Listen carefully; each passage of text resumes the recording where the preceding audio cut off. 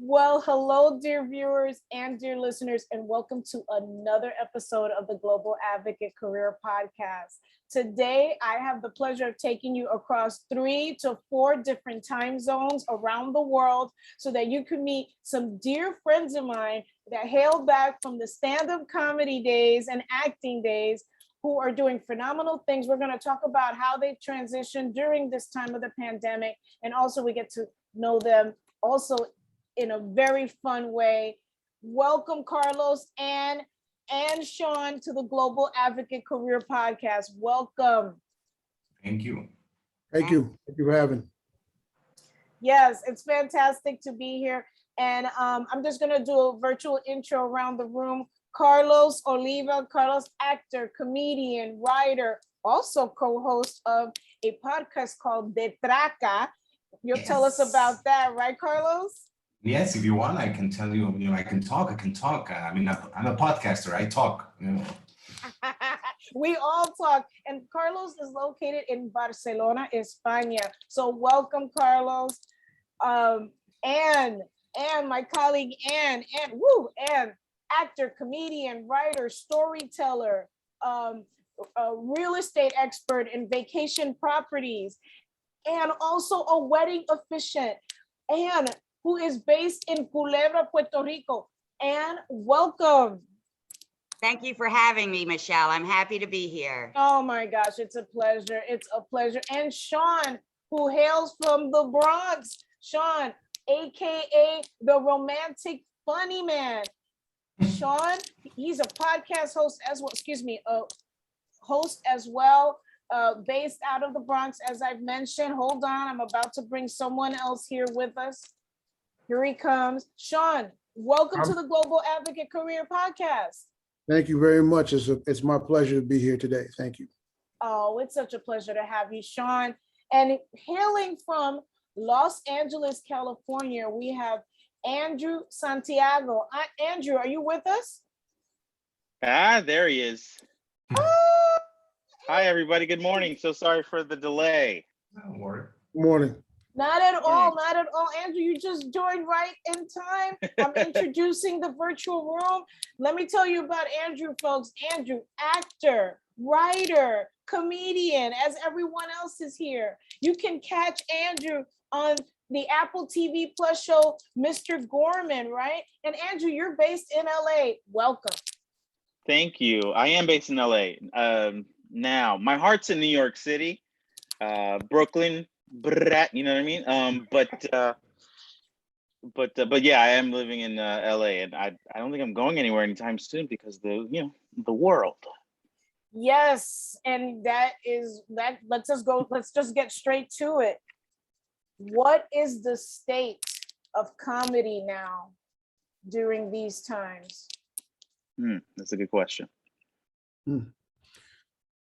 Comedy. I mean, people are trying. People are out there they're on the stages. They're out there doing, their shows. They're doing video, virtual. So they're trying to push it back to where it was. It's hard to get it back to where it was, but right now they're doing. Comedians are doing the best they can. I have like a mixed feeling. In a way, like this whole thing has brought the best of the comedic sense, but on the other side, it's like it made like comedians. They became like a cheaper thing because everybody was doing that for free, and now it's like it's devaluated or something. I don't know if it's the right word or not, but again, to survive in times of crisis, humor it's a blessing.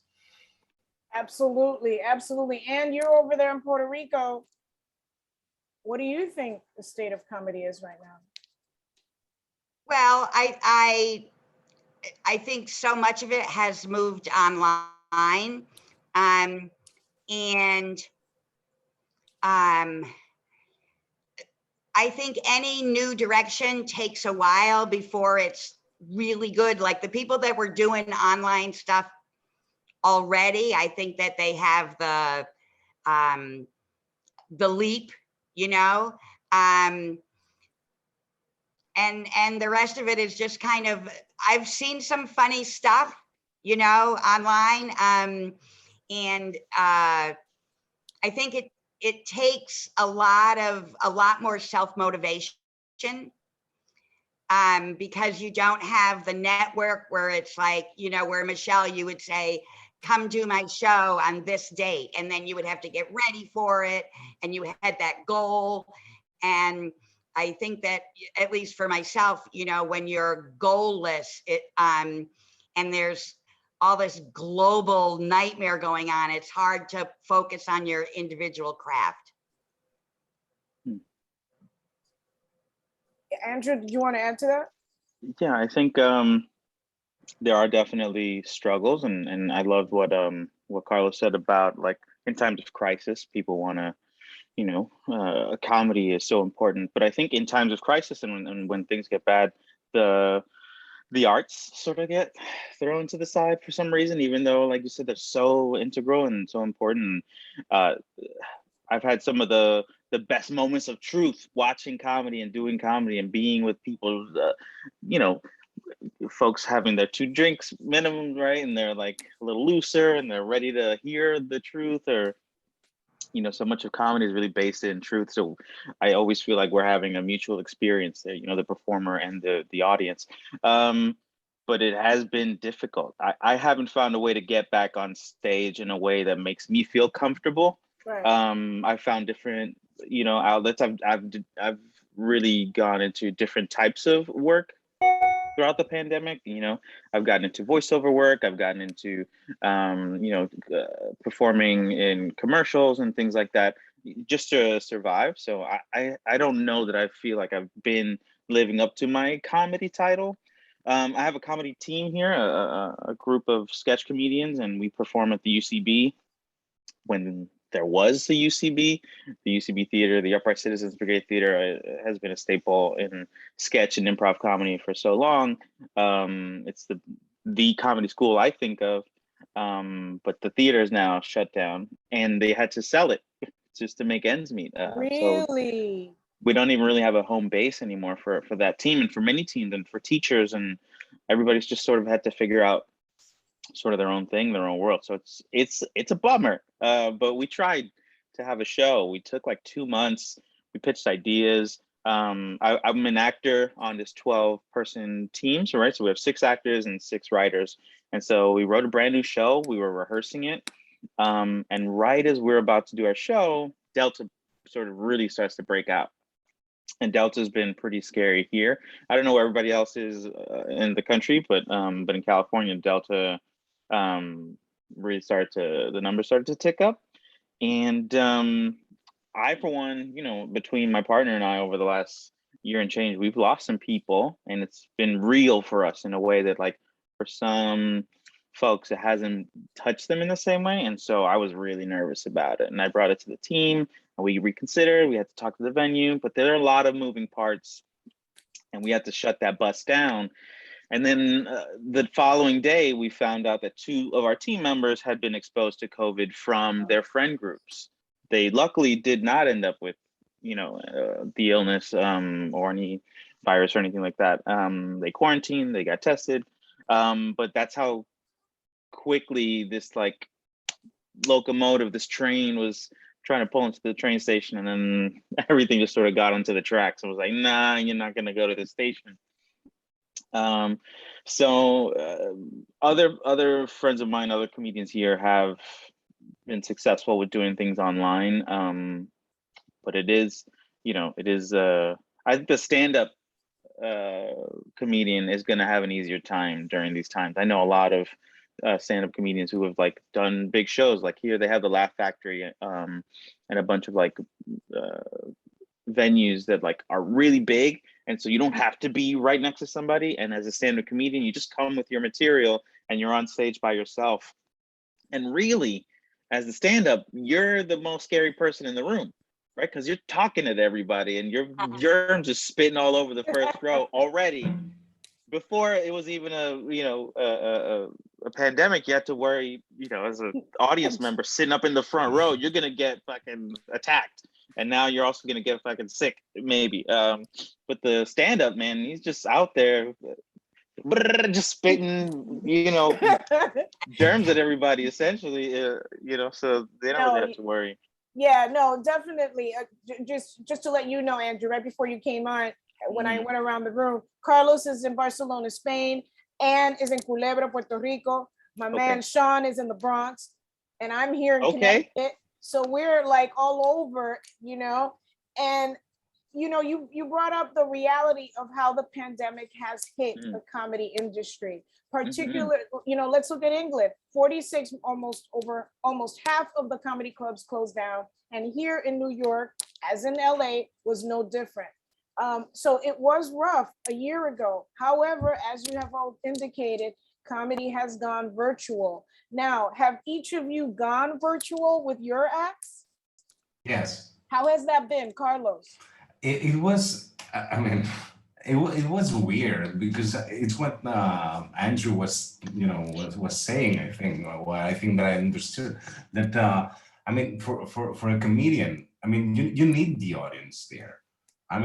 To perform in front of a computer, it's cold. There is no soul there. I was in my room. Well, not this one, another one. I was in my room. My mother was in the other one, and I was like doing my stuff. And no, it was not. But I got to the finals. It was like one of those virtual tournaments. I don't know how I got to the finals anyway, but it was so weird. I don't know. It was to me. It was not funny. Would it have been easier if you got some of that simulated laughter that we hear on sitcoms? Would that have been easier for you? I love that simulated laugh, but not for this. Okay, I'm a huge fan of the can laugh. Right. But again, I love to go to a club. Yes. Even though I go every now and then. It's not something that I do regularly, but I love to go there, see the people, see the reaction, the breathing. People having a drink, like Andrew was saying. The people is loose. They go there for a reason. They're not at home like eating Cheetos or whatever. And this is not the same thing. Shawn, you are a veteran, of the stage, right? I remember seeing you at Dangerfield. Have you gone virtual? I have gone virtual. It is different. It's majorly different because you got people who are with you watching, like we're all watching each other. Then you got people coming in and out of the rooms. Then you got people just phone ringing, and you got people's half their screens are off, half their screens are on. So you got to deal with all that. Like, we know we have to deal with certain things at comedy clubs, but you have no idea what's going to happen when you're really doing virtual situations. You just have to go at it and do your act and pull in whatever you pull in. And like Carlos said, it's hard to get a gauge of everybody's energy and do your thing. You just have to do your thing. The first one I did, it was just weird. It was just weird. It's just like me talking to you for, and some of you give me courtesy laughs, but I can usually tell the courtesy laughs. I've been doing it over 25 years. It's kind of hard to just kind of keep rolling. Yeah. So to do a virtual thing, it's not like being in the club doing your stand-up on stage and seeing things happening right there. But things happen and you just have to pull off of them. Yeah, you got to roll with it. Now, Anne, I remember when we would have our chats and you were telling me that you performed on the island. By the way, how many minutes is Culebra from the main island of Puerto Rico? How many minutes by plane? By plane, it's 18 miles. Oh, okay. So it depends on where you fly into. It's either 10 minutes or 20 minutes. Wow. And it's a beautiful island. I haven't had the chance to go yet, but tell us, how was it? Well, first of all, how is it performing in Culebra? And then have you been virtual? Have you gone virtual? Yeah, I have been virtual. I just kind of started back. It's a different format. I segued from stand-up to comedic storytelling because it just sort of suits me better. And I really like storytellers. They're not all comedic. I kind of like the room. So I have gone on, there's a happy hour, story hour that usually is in the Village. Right. But it's moved online. And so the way the format is, it's a little bit encouraging because the host, Julia Whitehouse, it's a split screen. And so you're telling her the story and you get her visual reaction. You know, you get her, it just gives you a little something. And also the audience can type in comments while you're talking and, you know, send applause and little hearts. And so, you know, in one way, it's like, it's as lame, you know, it's not being up on the stage. But in another way, it's an exercise because basically the prep work is the same. Yes. You still got to write the stuff by yourself. You still got to practice it by yourself. And so at least you're doing the exercise. So if things go back to normal, you might not be quite as rusty if you hadn't put yourself through those exercises. One of the co-owners of the New York Comedy Club said that he feels that the pandemic is a new frontier for comedy. What do you think about that? Do you think that that's a good thing or a bad thing? I think it's a new frontier for all of us. We're all adjusting. We're all like, what do you do? We're all trying to figure it out. I think digital comedy, man, I haven't done any digital comedy yet outside of, you know, making videos with friends whenever we've done things like that. Just the disconnect between like just this conversation, right? It's contained, it's just 5 people, but we all know that when one person is speaking, you all kind of have to listen. You wait for the echoes, the crackles, all the different like technical things that are happening. To have that on a large scale, it's not something you can easily like scale up, multiply. You can't have like you can't have like a 40. I mean, maybe you can, but in my experience, I just having Zoom meetings with more than like, you know, 10 people is like exhausting. I find myself exhausted by these, like at the beginning of the pandemic when people started to have their birthday parties in Zoom totally, and it would be like 20-30 people, and I'd have to like check the fuck out immediately and be like, this is insanity. And I don't know how you know, more power to you guys who are finding the opportunities to do that on, because you have to, right? Like you got to keep moving. I love, you know, what Ann said about it being like working on your craft and rehearsing and being ready for when the world does come back. I don't know. This just seems like a big step to overcome. But I think it will also, you know, if you see it that way, strengthen you, make you a better comedian. I think being on stage as a stand-up, you gotta duck and dodge all kinds of shit anyway. You got drunk people up front. You got the guy who hasn't been to a comedy club, never, doesn't know anything about like the etiquette. You've got to, you know, duck and dodge and fight your way through an audience anyway. So maybe this is just like the collective thing we all like went through, and when things are back to normal, whenever the fuck that is, I don't think there's going to be a normal. Go. I don't really think there's going to be a normal. I think right now we're going through what, you know, it's a progression. Everything goes through a progression in life, you know. So what we consider normal, I don't know if it's when it's going to get back to that situation, especially with all these new variants and Delta variant and all these other little things popping up. When do you realize and go, oh, this is normal again? You know, you have to pretty much rock and roll and be able to go as it goes. And you throw your ring in the hat. That's what we do nightly, period.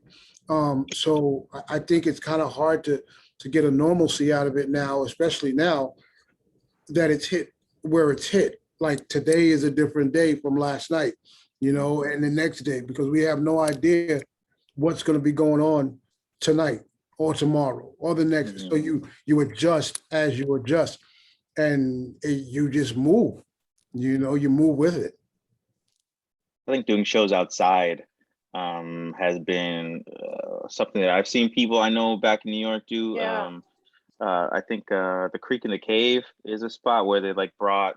I don't know if the Creek in the Cave is still there, but it's like in that area in like between Brooklyn and Queens, where they just had like comedians just start doing sets outside. They brought all their tables outside, and then you have to contend with like what's happening behind you Yes. in the world. You know, the cabs driving by or whoever's like playing their music too loud that night, or Right. but where there's a will, there's a way, right? Like all human beings, you know, we fight, and comedians are more, you know, tenacious than most people. To even, I mean, just to get on a stage and think that anybody wants to listen to the goddamn things coming out of your mouth is already audacious. It's already like, you know, there's ego there. There's like, I've been through some shit. There's like, you know, the things that I have to say are worthy of you spending your money and drinking your drinks and getting your chicken wings or whatever to come and listen to me. There's no way we're not gonna find a way. You know, comedians are tenacious people. We've had to like fight in all of our different ways and to get any semblance of an audience or to be on stage. So if anybody's gonna find a way, it's comedians. Absolutely. We are kamikazes, you know. Yeah, fucking right. Yeah. That's a good way of putting it. We are kamikazes, right? Yeah. The kamikazes. I like that. I like that. And yes, the reality is that the pandemic has propelled us to look at different ways of surviving, right? For me, after doing about a good few years of comedy, I decided to go into acting and then do my podcast, build my coaching career, and, you know, finding ways to be funny in those spaces as well. Tell me how you all have adapted and pivoted into other areas. I'll start with you, Carlos, because you went back to Spain, and tell us, how has it been for you since? I mean, I came back, you know, I think it was 2016 or 15, I don't know. I think it was 16, yeah.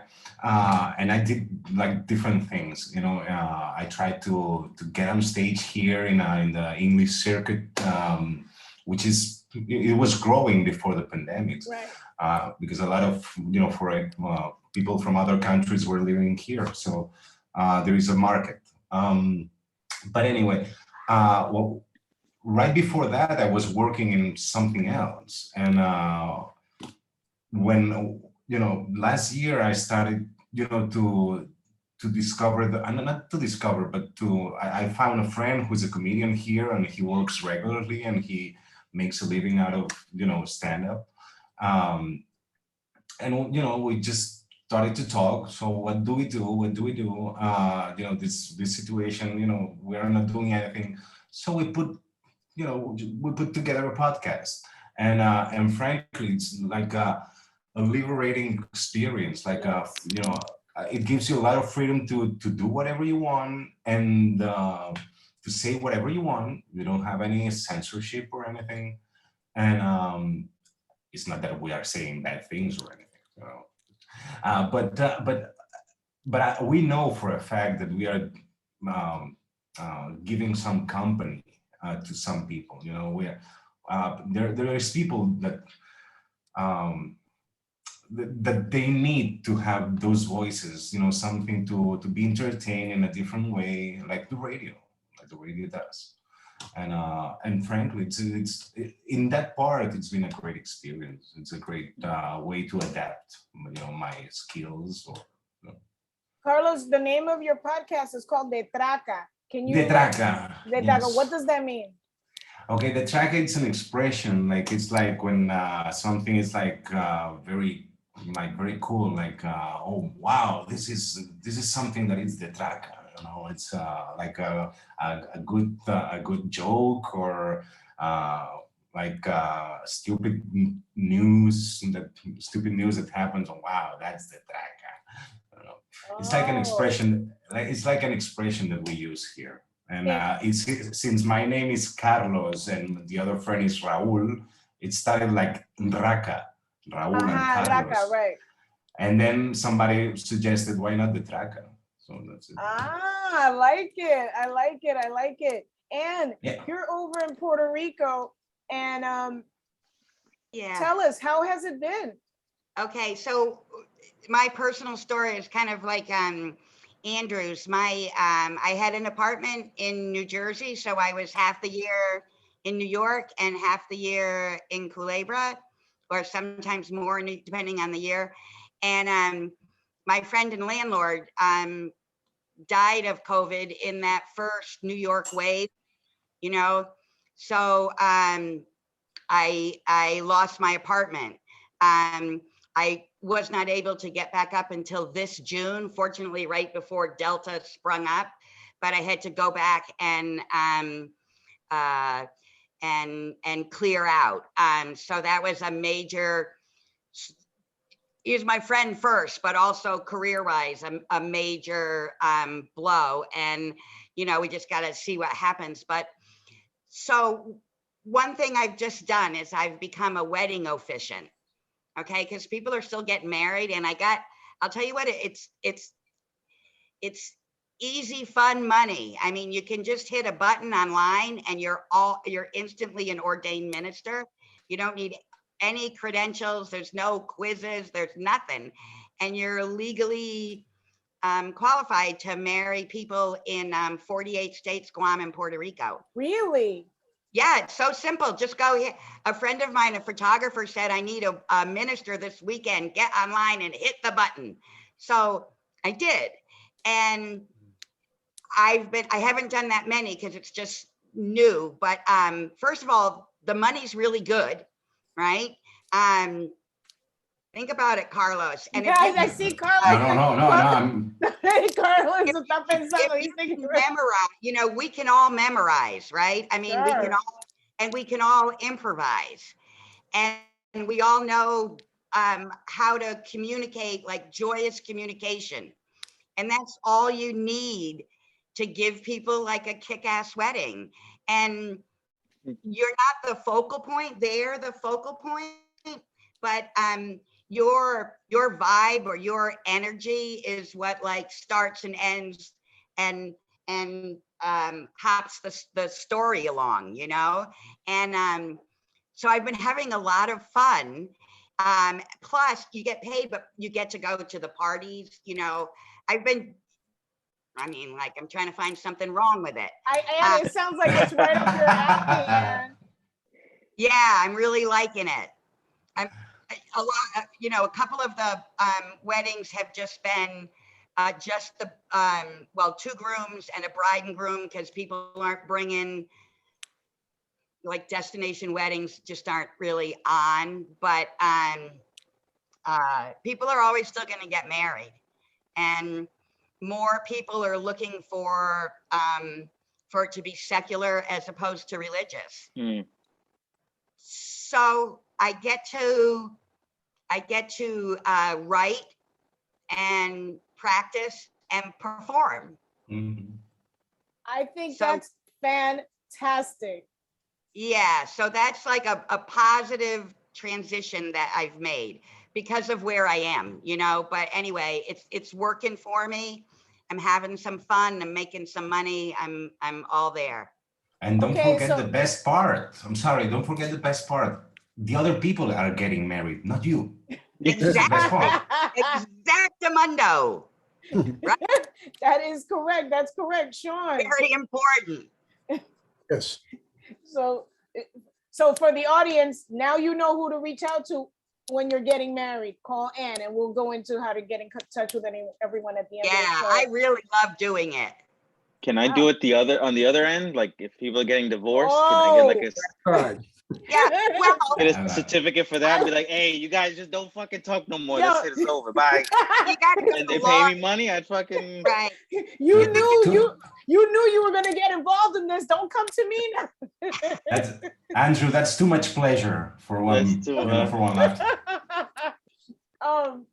Shawn, actually Shawn is the only one on this episode that's actually in New York City. He's in the Bronx, right? And Yes, ma'am. Shawn, how has it been for you? You have your own radio show. Tell us about what you're doing. Well, I'll obviously tell you the total truth. Back in the end of February, I had a stroke. oh no. Massive strokes, and been working my way and doing things up until getting myself back together. So I just started back in June, going to festivals and my show. There's a show that I have online called After Dark with Shawn Cornelius, which has been running all year. I've been doing my stand-up comedy. I just started doing my stand-up back in June. So from February, March, April, May, I was home getting myself back together. In June, I did my first show, and jumped out to a festival. And every month since June, July, August, and this month, I've been home working on my bass playing, which is behind the camera, and my piano playing and my computer and all that stuff. But I've been doing my After Dark show, which is a show which anybody can come on. Basically, you come on and you tell about your business or what you do, and in the second half of the show, we talk about love and romance and dating and things on that level, divorce. If that's what you want to talk about. And nine times out of 10 right now, I'm basically getting myself back to where I was. The grill should be. I wanted to come on. I was going to come on. Honestly, I was going to come on with a mask, and I was just going to do this. I was going to do this, but I said, you know what? Until you get your grill, you might as well start. Continue to try to work it out.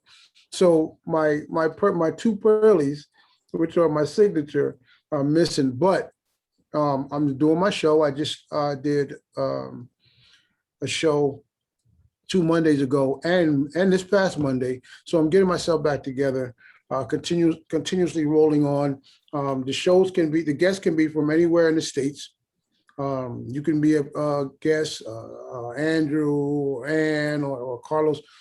And I'm just doing my thing, I'm just doing my thing. And I'm trying to stay away from the Delta variant. I'm trying to stay away from all these things that are going on, and continue to do my stand-up, my music, and things that I was doing prior to everything. I just let a movie out called When Blood Runs Cold in 2020.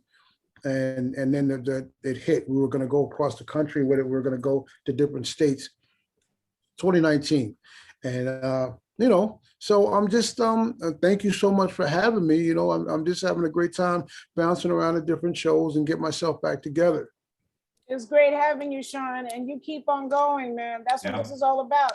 As we mentioned, we're resilient people, and you demonstrating that. So it's a pleasure to have you.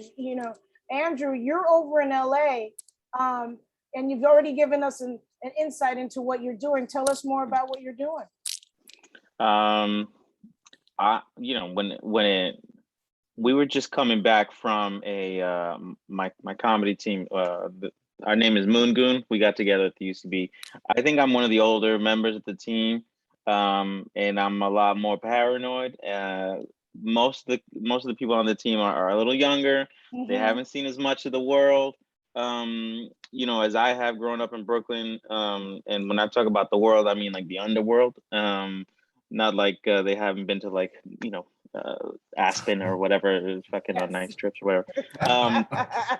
I don't know where white kids go for the holidays, whatever they do. I don't know. But when I started to hear about what was happening with COVID and Wuhan, and like with them talking about the beginning, I was real like watching that shit. I was very much like, wait a minute, what's happening? Yeah. What are the numbers doing?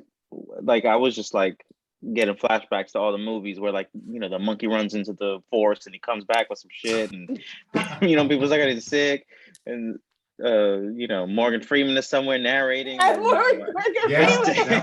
It's time, time to lock it down, and to Dufresne and whatever.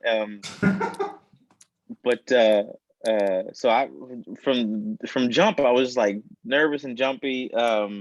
And they thought I was just like old man Andrew at it again, paranoid about something, and then it all shut down.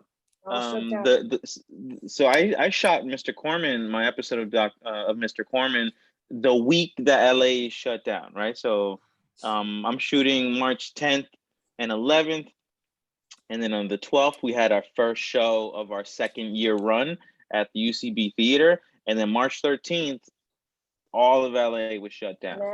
So and we had just come back from San Francisco in February from doing the San Francisco like sketch fest or something like that. So we went as a team, we had a great time. Then our team got renewed to do another year. We wrote a show, all of January and February. We're like building this momentum, and I'm feeling like my career is about to pop off. I'm about to be on TV. What's up? And then kaput, it all went quiet. And so I went into like conspiracy theorist mode almost. I had the doors locked. I just didn't want to hear from nobody. I was like, keep your, I didn't know if I could get it over the phone. If somebody coughing through the phone is gonna give it to me. I just like everything was fucking scary. And a lot of people were just like, oh, I'm not being, I was scared, bro. I was terrified. I just didn't want microscopic germ to fucking kill me after all the shit I've been through in Brooklyn. No way. You know what I'm saying? I've had a gun in my face. It's not no fucking sneeze gonna kill me, bro. I'm locked at home. Forget about it. I wasn't going nowhere. So so it's been an adjustment to just go and be a normal human being all over again, to go outside to see people want to hang out and shit, and I don't know, I'm exhausted just thinking about being at a cafe and talking to you about what's, because you're not having normal conversations with people anymore. If they ask you how you're doing, we're all doing fucked up. What do you mean, how am I doing? And I don't want to talk about how I'm fucked up all the time, and you don't want to talk about how fucked up you all the time. So what are we gonna talk about? I tweeted one time, I was like something to the effect of like I don't want to talk to anybody about anything good going on, and the only thing I want to talk to people about was what's going on is bad. I don't want to talk about that either. It's just like, how do you relate to other people? Where do you find the funny? It's like a competition to see who's lost the most people. Up. No, who's more fucked up? Like, no, I mean, no. I'm not scared to just tell people like what's really going on with me, and I think it's really off-putting to some people. Like, they don't really want to fucking know, that my fucking grandma died in February, and that I'm destroyed by it, and like, where do you go from there? Like, haha, motherfucker. Like, so that's why we're important. That's why the comedy is important, and the laughter is important, because there's right now you're dealing with something that you haven't dealt with before. Mm-hmm. You haven't. Nobody has, right? Nobody's. Some people have, the older generation, but the younger generation has not dealt with this. So you got to find something. Like you said, you have to find something to to make and this is what we do. This is what we do, and that's where it is. I agree, Shawn. And do you think that what's happening in the world helps with material, or your writing, or your acting, or your podcast, or when you officiate? For example, Carlos Barcelona, particularly as part of Catalonia, and Catalonia has gone through an enormous amount of upheaval in terms of seeking autonomy from Spain. The Bronx was hit hard. It was actually hit the hardest out of all the boroughs in New York City with the pandemic. Half of the population is slated to be unemployed.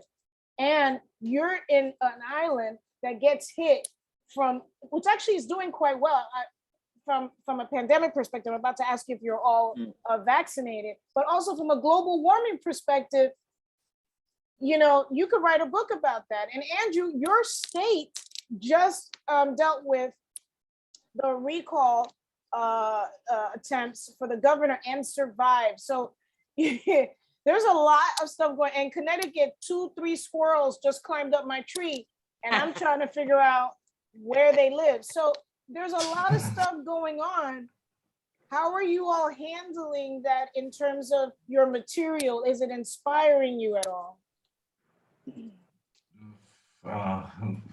Okay, I'll start again. But I mean, in a way, it's giving, it's feeding you every day. I mean, now the Delta, now they change the names. Now it's not the Indian, it's the Delta, or now it's gonna be a cure tomorrow, but no, it's gonna be 6 months from now. Yeah. Or those kind of things. It always feed you, but at the end, I mean, people are so tired of hearing about that.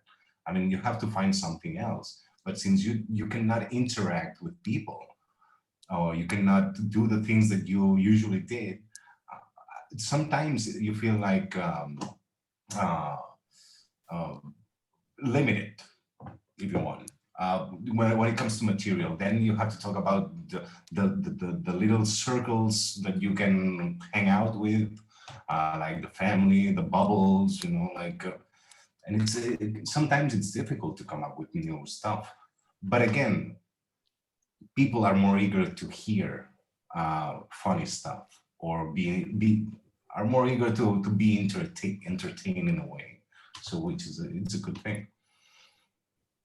I think I'm not sure if you guys feel this way, but I feel like in the last couple of months, maybe there's been sort of, as far as conversation goes, that there's kind of been this, can we just not talk about COVID?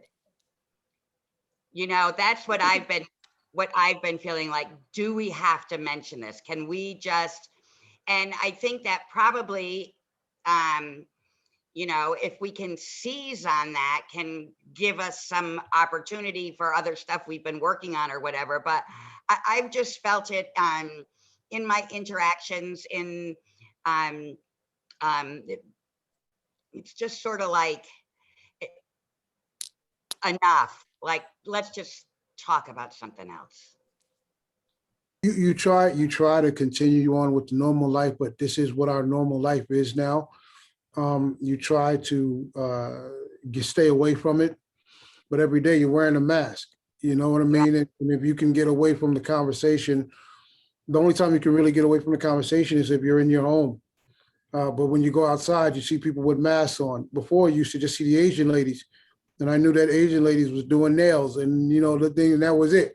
So, but now everybody basically has a mask on, and it's there, whether it's in your subconscious or not. You can turn your TV off, you can get on the telephone, you can talk when you're home, but when you get out in the street, some people don't wear. Some people don't care. Some people, I just look at it as they live in their lives, they don't care, whatever the situation is. They're just going about the way they're living. And they're just not wearing masks, they're not covering up, or they might have the shot or whatever they think.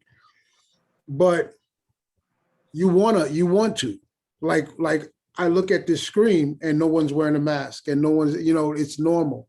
But then when we cut this off and we head outside, then we see it. Oh yeah. So we know what's happening, and it's crazy. It is crazy. I'm sorry. I don't know if you had, this. If it happened in the States, like 3 months after the lockdown or something like that. At the sports events, there was a huge debate about, oh my God, they are going to, the soccer is gonna, they're gonna play soccer leagues and the games and everything, and everybody's, and people cannot do the regular things. There was a huge debate about that, but it was a great thing mentally for people. It was a great thing because at least once a week or twice a week, there was some kind of entertainment, and we were able to talk about something different. Okay, my team is losing, my team is playing so badly, or look how it was mentally, it was necessary to at least have those things. Absolutely. I don't know if The, it was the point of the conversation or not. no, the Oh, I remember the NBA championship last year was I was so much more into basketball than I've ever been. Not that, as a New Yorker, you always care about like what the Mets and the Nets, not the Nets and the Knicks are doing, a little bit. And you're always sort of like, well, how's he doing? But like, there was nothing else going on. All we had is like all the NBA players were in like the bubble, yes. right? They called it the bubble, and man, we watched every game. Like, what's Yeah. gonna happen? Because we were just like thirsty for like to be connected to something that was going on. Um, so yeah, I think that we have to keep doing something. I haven't figured out what my thing is and how I'm gonna continue to contribute. When we were planning our show, we had all these debates about whether we're gonna have people in the audience wearing masks, Mhm. whether we were gonna perform wearing masks, where everybody was gonna have to wear masks, and that just doesn't work. You just can't communicate effectively. Like if I was watching a show on stage and I'm in the audience and everybody's wearing a mask, I'd rather just not be there. Yeah. It's like a dentist convention. Yeah. Mhm. What are you doing? No, I mean that's Well, I mean, they're doing that's it. a fair point. They're doing it. I mean, it's Yeah. back. Basketball is back. It's coming Yeah. back, and baseball is back. Baseball's back. So what's happening now? Football is the same. All these sports are people are just like doing what they're doing, and they have to make money. We have to make money. We got to do whatever, but the variant is still there. I just think the way the world has been, it's kind of still the same. It's, I mean, you understand what I'm saying? If you go back in the 1900s and the 1920s and 30s and 40s, and you look at 2021, people are going to do what they got to do to try to avoid whatever, and it's going to be what it is. Either you're going to dip and dodge and duck this disease, or you're going to catch it, and you're going to have to deal with it, and you're doing whatever, and that's just the real of it, the bottom line of it, because sports are back. Everybody, comedy clubs are back. Everybody's doing what they can do to kind of, oh, I see it coming. Let me take a left and see how far and how long I can duck and dodge this disease or whatever disease we have. I love your energy, Shawn. Every time we're like doom and gloom, you're like, yeah, but you know what I'm saying? You gotta figure it out. You gotta figure out how it's gonna be. You know what I'm saying? And I'm over here like, yeah, those zombies are coming. You're like, yeah, but those zombies, they're paying customers too. You gotta make sure that they know what's up and you got the brains ready for them. I love that. That's real New York, man. You know, I appreciate that. That's actually, my thing is this, Shawn, you're in the Bronx, right? Why haven't you left, right? Because all of us are in different parts. I'm always going to be a New Yorker, but there came a point when my family and I decided to up and leave. And where am I going? Are you forcing him to leave now? no, Get out, Shawn.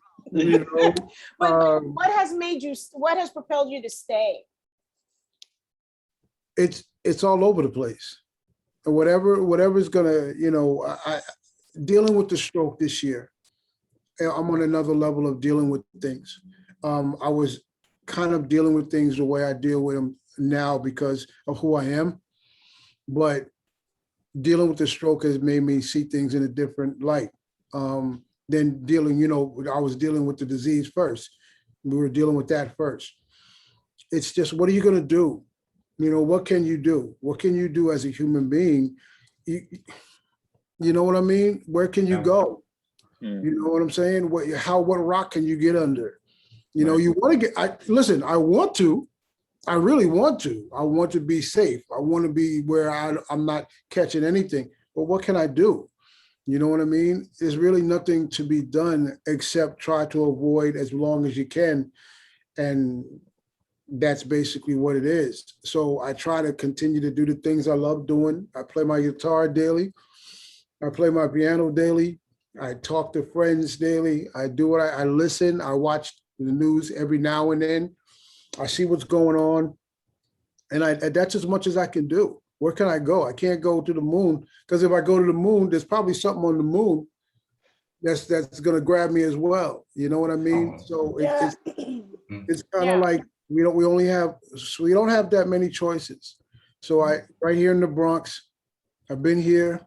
I've been here 12 years now, you know, and everybody where they are, they know what's happening. It's universal. It's a universal thing. I hear you, and I predict that one day we're going to see some McDonald arches in Mars or on the moon, and we're going to be like somewhere. They're going to, you know.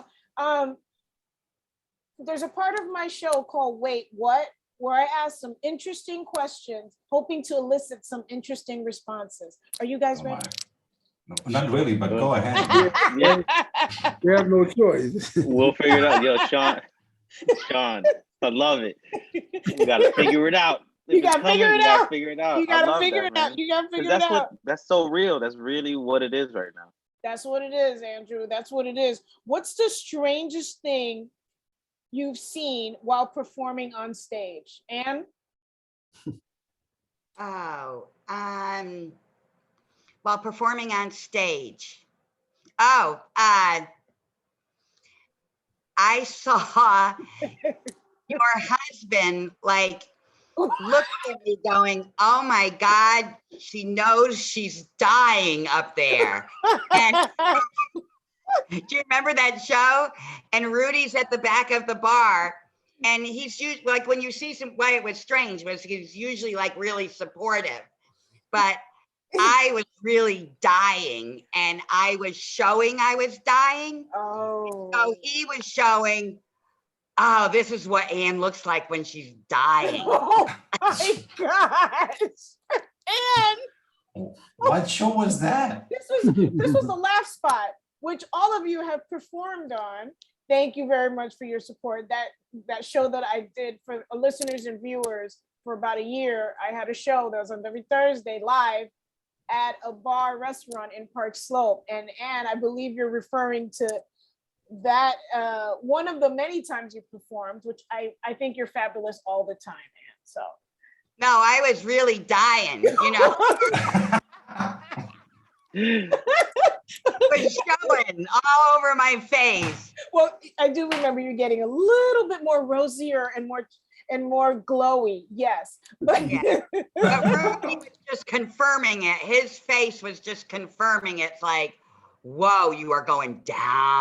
Oh no! Oh no! Oh no, Anne!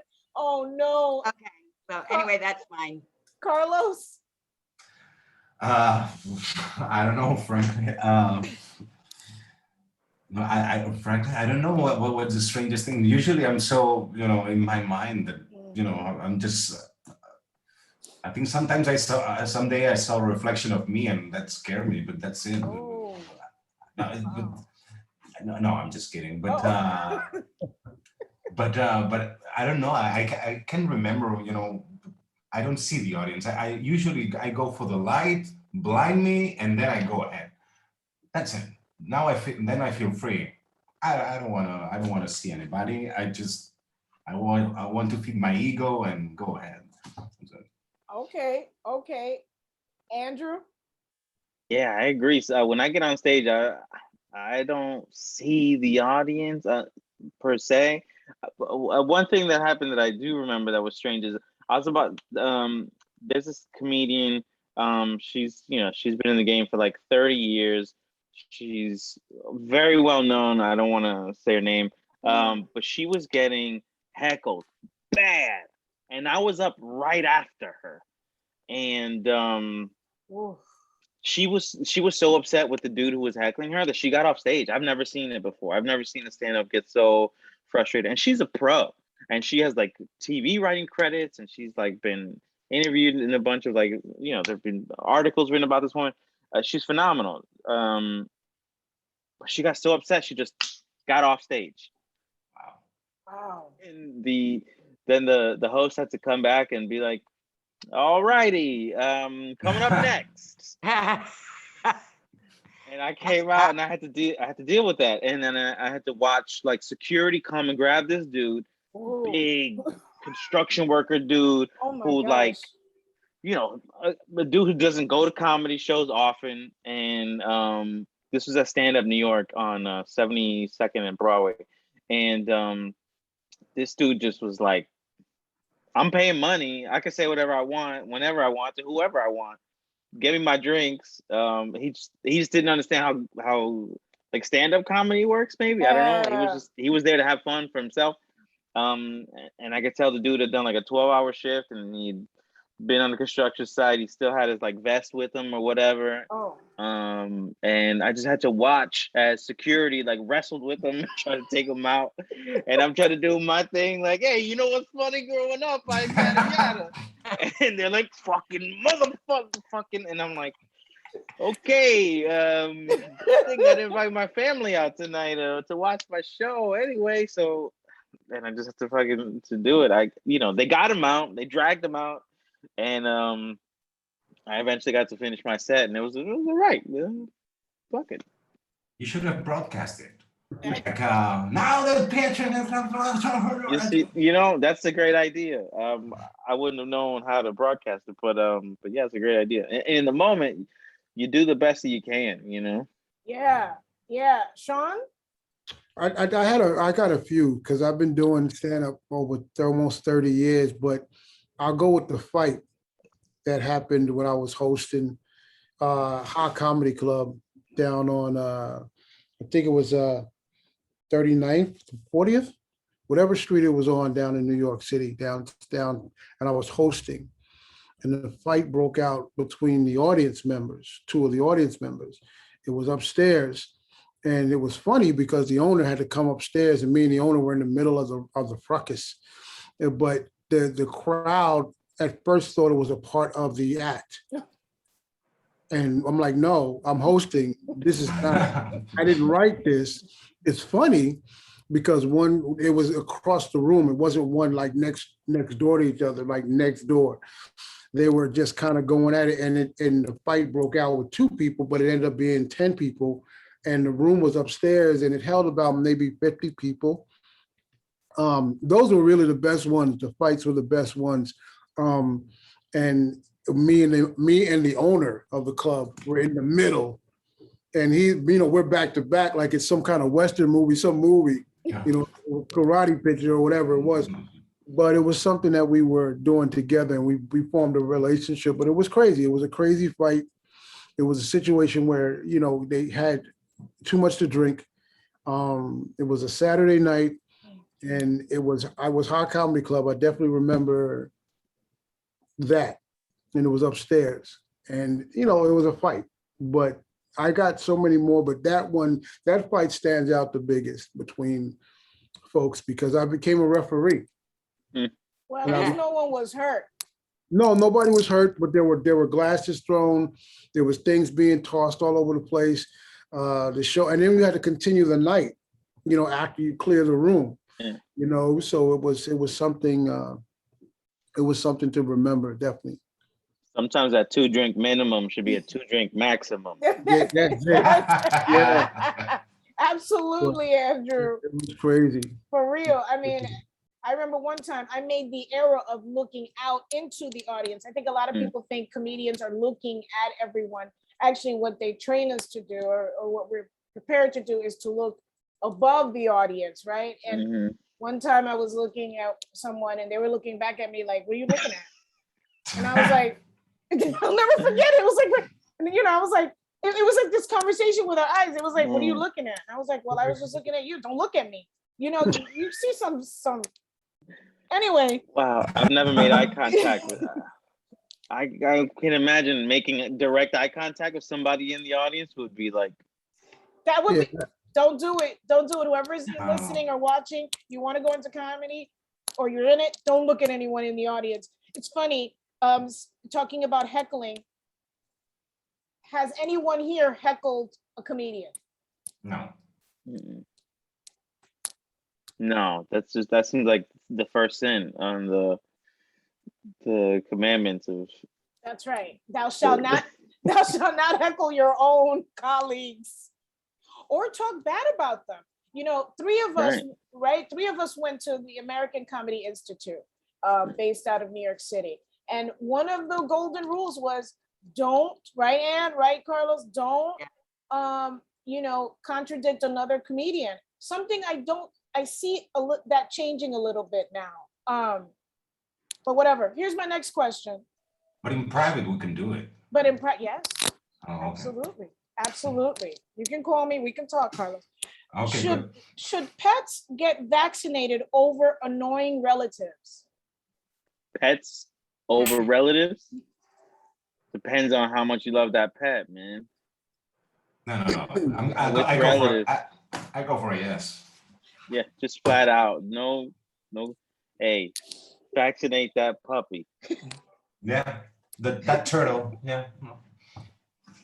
Yeah, now, because at first animals weren't catching anything, but now they are. So, Are they? Are vaccines for animals a real thing? I heard something like that. Yeah. In the Atlanta Zoo, right? All the gorillas just got it. Oh, but the gorillas are, more or less like us. But my question is, biologically, if Andrew, if you had a choice, who gets it first, the annoying relative or the pet? I mean, if I'm living with the pet throughout the pandemic and the pet's keeping me company and it's giving me joy, fuck my uncle. I don't give a fuck about that dude. Exactly. Yeah. Okay. Most of my material is about that motherfucker anyway. So. All right.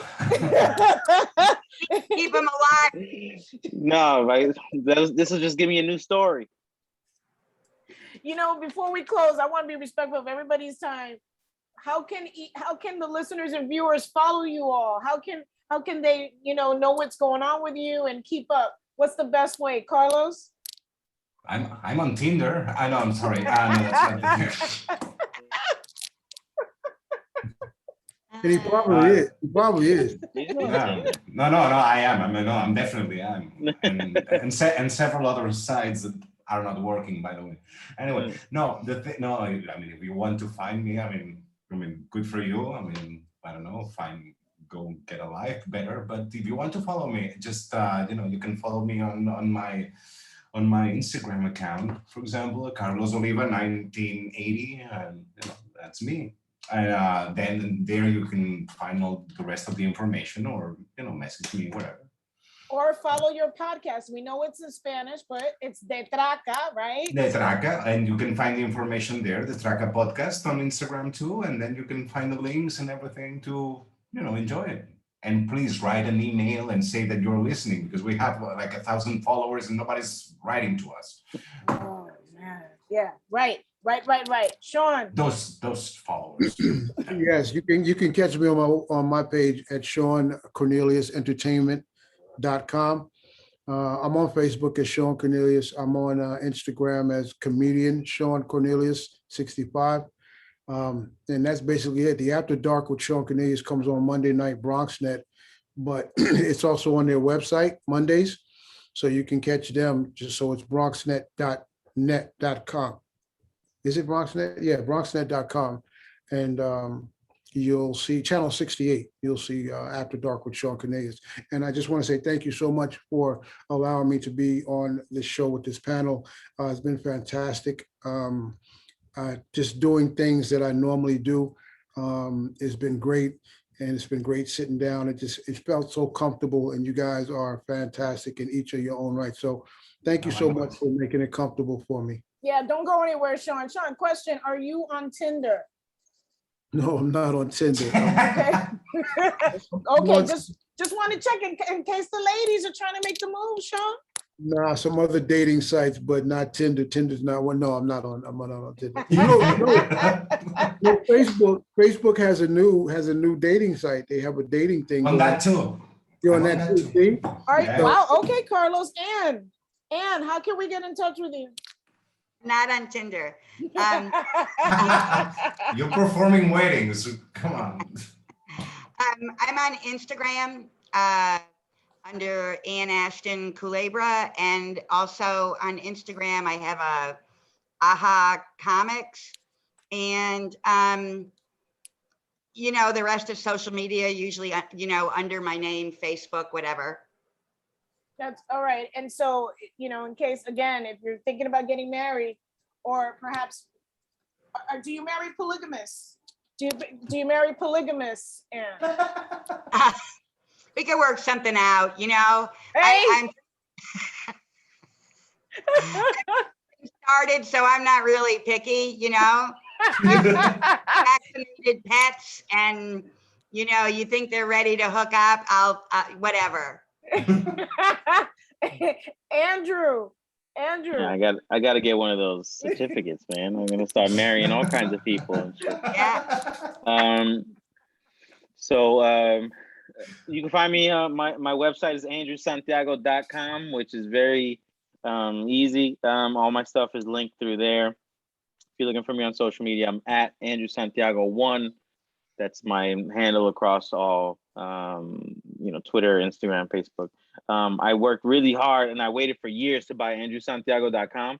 Somebody else owned it for a long time, and it was just just like a purple backsplash and like a male ballet dancer, and it was just somebody else's website, and I just kept going back and forth and refreshing the page for years, and I finally found that it was going to be up for auction, and I spent money on that thing, boy, and I just bought it out from under him. Wow. Like his lease expired, and then I just bought it out from under him. So you gentrified. Gentrified. Yeah. What did you do to the What's the opposite of gentrification? I brought it back to the hood. Oh. What did you do to the guy? I took him out, bro. Took him out, man. AndrewSantiago.com. It's I'm sure many people are mad at me that I have it, but yeah. Well, it's everybody else that has my name, and there's so many. You ever Google yourself? There's so many motherfuckers with your name. It's really upsetting. There's only you really one like me. to think that you're an individual in the world, and you find like 1,000 people. There's only one me, Andrew, so I don't know what you're talking about. That's Anyway, true.